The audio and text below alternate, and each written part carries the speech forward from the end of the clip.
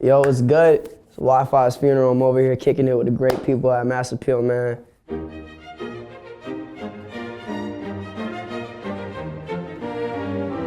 It started off as a duo with me and my DJ Scheme. His best friend committed suicide when we was like 14 or 15. And then that's where the funeral part comes into place, because when his best friend committed suicide, that's when me and him became like really close friends. And then Wi-Fi, just because I want the music to be worldwide. I just want people everywhere to listen to it, you know what I mean? Like I want people in Africa, China, like everywhere listening to me. Yeah, I was doing a shitload of drugs. Fucking overdosed like 3 times. Like I went to the emergency like 4 times in like a year. I mean, I'm not proud of it, but that's just how my life turned out. A lot of uppers, thank God. Cause now I just know not to do that no more. I feel like I'm on a permanent upper. I smile at that type of shit because like I love the fact that I experienced that shit. Not that doing drugs is like living life to its fullest potential, but it's like you can have a different perspective on life when you do a lot of drugs, you know what I mean? So the fact that I could like have a sober mind and still think outside the box, I kind of thank drugs for that, because I kind of wouldn't even open my mind to half of this shit that I've even opened my mind to if it wasn't for doing those drugs. I'm blessed to say that I'm here now talking to you, you know what I mean? Like making music. So I obviously learned from that, you know what I mean?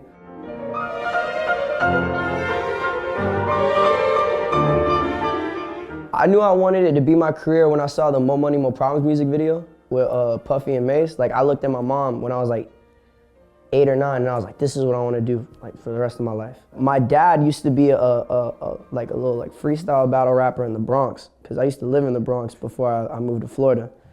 And so like he was never really in my life, but I used to talk to him on the phone a lot.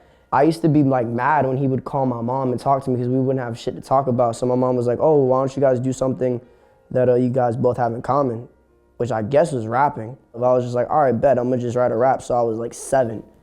And I wrote like my first 16, called him, rapped it to him over the phone, tried to use that as like a gateway to get closer with him, but it didn't work. So then I was like, fuck it. And then it just turned into something that I just really wanted to do. I'll do like my whole verse and hook in like one big ass take, and then I'll double it, add some ad-libs, whatever, blase blase, chop it up, clean it up a little bit, boom. Black Heart Revenge, my first project, that was supposed to basically be When Hell Falls. That's what I was trying to get out of it, but it just didn't turn out that way, so we just got a shitload of random songs and just put it together. I was trying to like go through like this like dark point in my life that I had, cause like that was the year that I overdosed like 3 times. And then When Hell Falls, currently this year, I'm just like thinking about all that shit that I did back then, and then I'm having a lot of other like more problems in my life, so I was still in that dark pit, you feel me? The whole album was a suicide note that I wrote a year ago.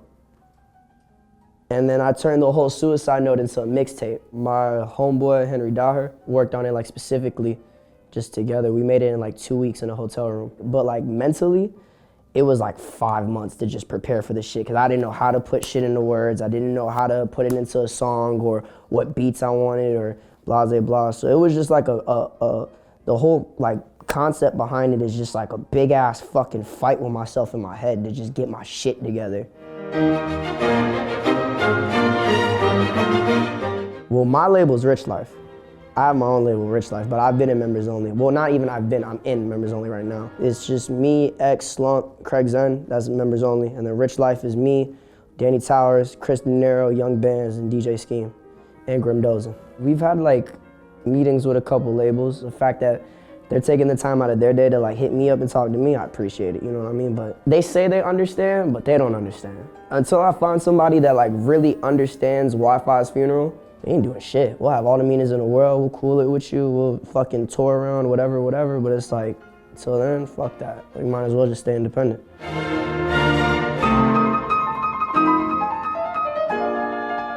MF Doom. Come on, you've heard that that album with him and Madlib? From start to finish, you can't complain about his bars. He's so out the box, and he inspired so many like artists now that are like in this whole lyrical shit. People like Earl, you know what I mean? He influenced Tyler in his early career. Same way how people look at Biggie as a king, I just look at Doom in a better light. And the second best rapper right behind him is Lil Wayne. And then the third best rapper in my eyes, in my opinion, is Eminem.